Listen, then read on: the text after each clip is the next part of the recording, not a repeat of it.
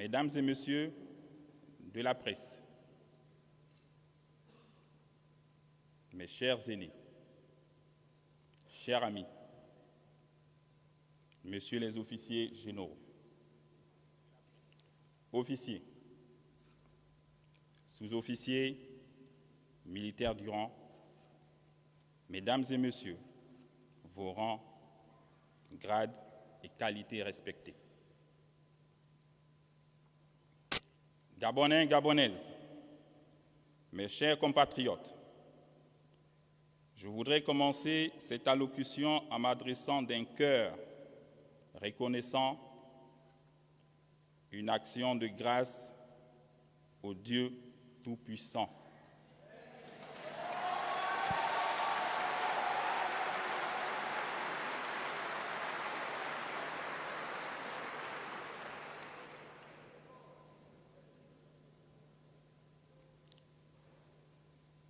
C'est grâce à ces bontés sans cesse renouvelées que notre pays, le Gabon, que nous pouvons fièrement nous tenir ici ce matin, dans cet hémicycle du Palais de rénovation du bord de mer.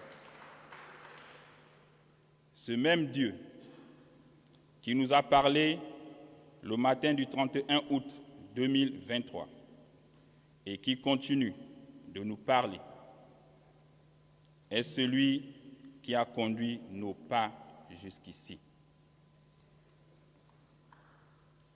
Permettez-moi de rappeler à votre souvenir les paroles prononcées par Feu Omar Bongo Ondimba dans cette salle, au terme de 42 ans de règne après Feu Léomba, premier président du Gabon.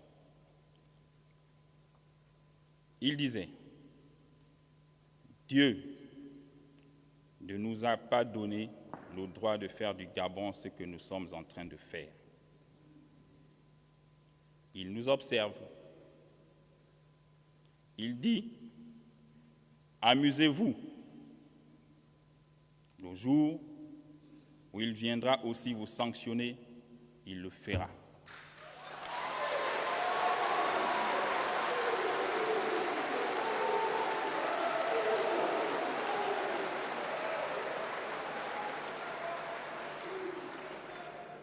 Cette phrase remplie de sagesse était en réalité la voix de Dieu qui a fini par accomplir sa volonté pour le peuple gabonais aujourd'hui.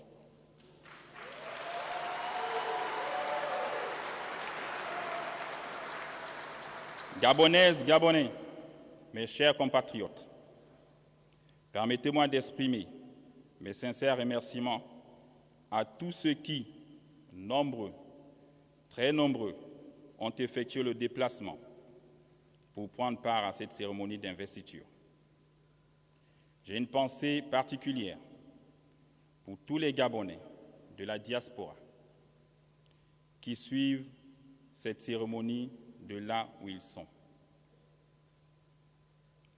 Mais j'ai surtout une pensée spéciale pour tous nos compatriotes qui auraient rêvé vivre ce jour, mais nous ont précédés dans l'au-delà. Je pense à tous les partisans du changement et de l'alternance. Simon Oyonaba,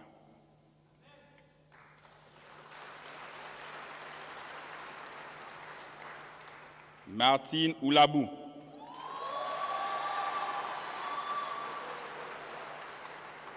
Pierre-Louis Agonjo Okawe, Pierre Mambundu Mambundu, André Baobam, pour ne citer que cela. Comme disait l'ancien président ghanéen Jerry John Rawlings, quand le peuple est écrasé par ses dirigeants, avec la complicité des juges, c'est l'armée qui lui rend sa liberté et sa dignité.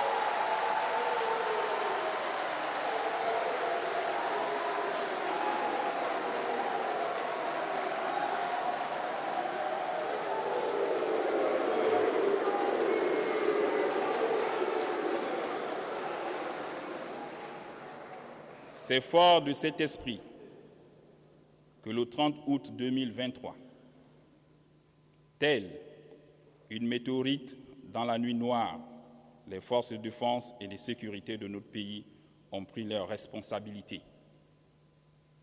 en refusant le coup d'État électoral qui venait d'être prononcé par le Centre gabonais des élections à la suite d'un processus électoral outrageusement biaisé.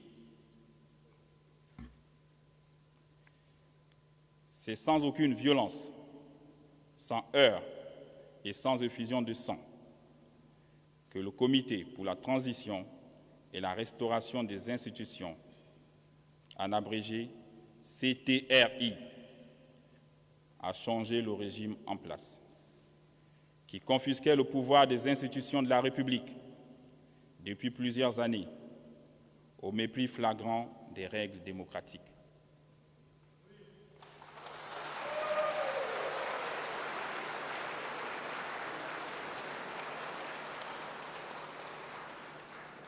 Cette action patriotique inédite restera sans doute un cas école dans les annales de notre histoire. L'armée républicaine s'est inscrite dans le refus de cautionner la forfaiture qui aurait, une fois de trop, coûté la vie à de nombreux citoyens. Le peuple gabonais demande tout simplement ses droits, que ces droits soient garantis à travers des institutions fonctionnelles. Les forces de défense et de sécurité avaient un double choix, soit tuer des Gabonais qui auraient légitimement manifesté, soit mettre fin à un processus électoral pipé, dont les conditions du déroulement ne permettaient d'ailleurs pas l'expression d'une démocratie.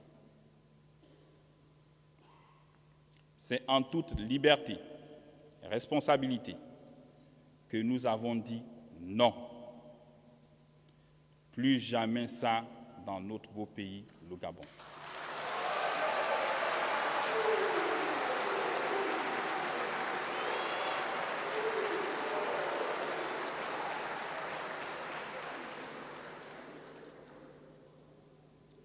C'est l'occasion pour nous de remercier le soutien du peuple qui, de manière spontanée, a adhéré à cet acte patriotique.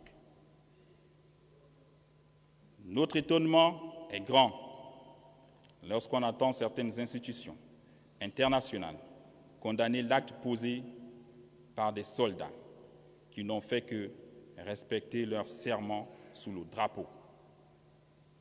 Sauver la patrie au péril de leur vie.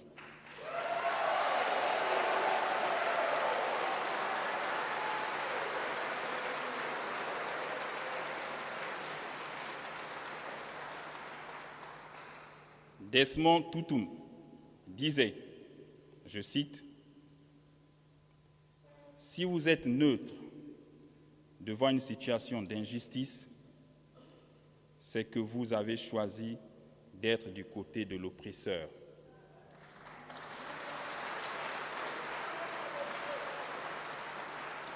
Nous, forces de défense et de sécurité, nous avons choisi d'être du côté du peuple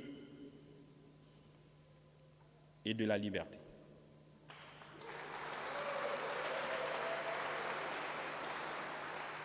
Comme le général de Gaulle jadis pour la France.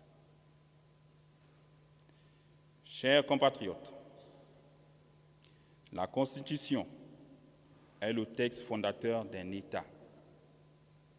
Elle consacre ses institutions, ses procédures particulières. Or, ces mécanismes de représentation n'arrivaient plus à mettre notre sécurité en situation de suivre.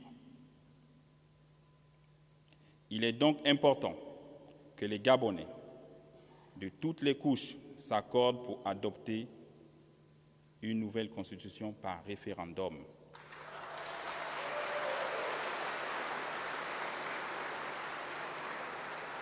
Ainsi qu'un nouveau code électoral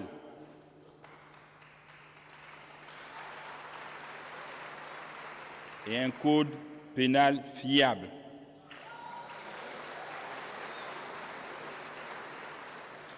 Qui garantissent à tous les mêmes chances.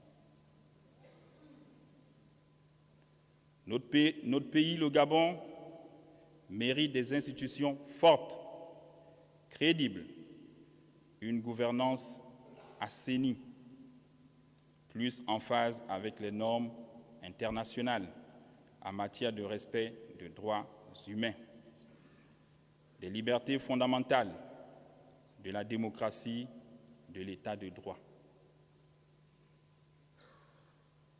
Je souligne par ailleurs que le Gabon est un pays indivisible dans sa diversité, de ses cultures, sa complexité ethnique et sa géographie. L'unité de notre peuple doit toujours être la condition essentielle pour l'exercice de nos libertés fondamentales. J'y veillerai personnellement durant toute la période de transition. De même, je m'engage à ce que les relations séculaires entre les Gabonais et nos frères étrangers soient toujours des relations de grande amitié, de tolérance et de la concorde. La politique et l'administration dans un pays sont des domaines de la souveraineté nationale.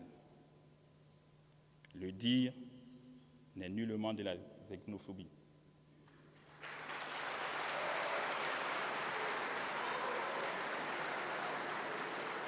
Mes chers compatriotes, depuis quelques jours, le Comité pour la transition et la restauration des institutions a entrepris des consultations avec toutes les forces vives de la nation. Les préoccupations soulevées sont légitimes et limpides. Aussi, avec le gouvernement qui va être mis en place dans quelques jours, composé de gens expérimentés et de personnes à la compétence avérée, nous allons nous altérer à donner à tous des raisons d'espérer à une vie meilleure.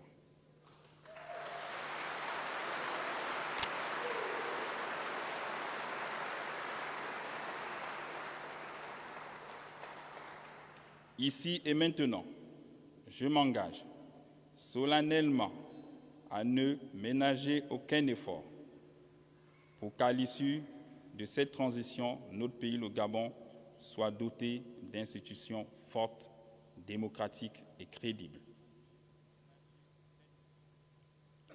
Chers compatriotes, en droit international, on dit que les relations entre États sont au-dessus des personnes. Autrement dit, les hommes passent, les États demeurent. Le Gabon a été un des membres fondateurs de nombreuses organisations régionales et sous-régionales. Il entend à ce titre jouer pleinement son rôle dans le concert des nations. Peuple gabonais, aujourd'hui, les temps heureux rêvés par nos ancêtres arrivent enfin chez nous.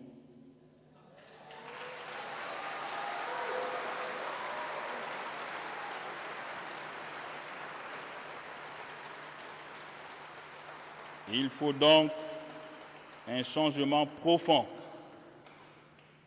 issu de notre réflexion commune. C'est pourquoi j'instruis déjà le futur gouvernement à réfléchir sans délai sur les mécanismes à mettre en place afin de faciliter le retour au pays de tous les exilés politiques,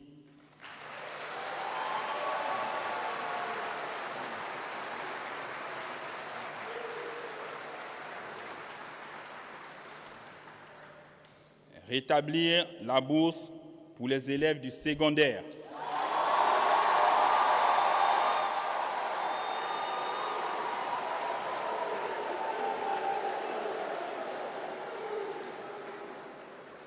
amnistier les prisonniers d'opinion,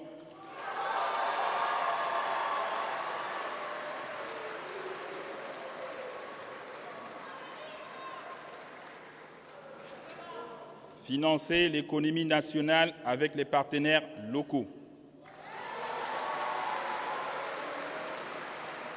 et les institutions financières locales, créer une synergie avec l'accompagnement des banques locales pour le paiement des pensions des retraités,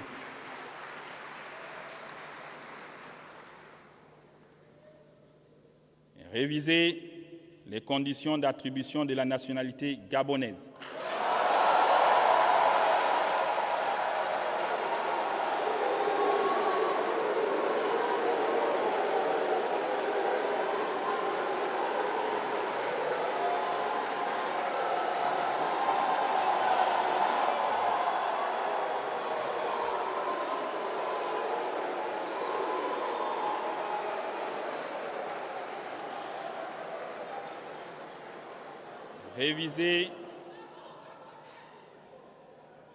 réviser les lois du foncier en République gabonaise,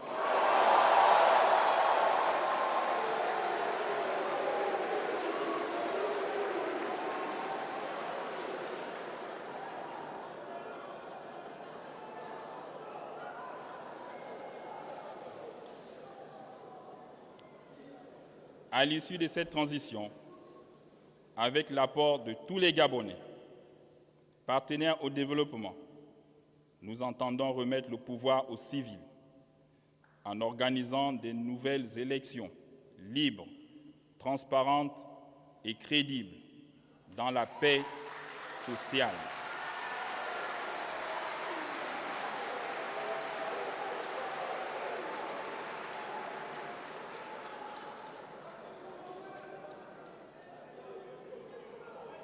Hommage au père fondateur de notre belle nation, peuple gabonais, c'est enfin notre essor vers la félicité.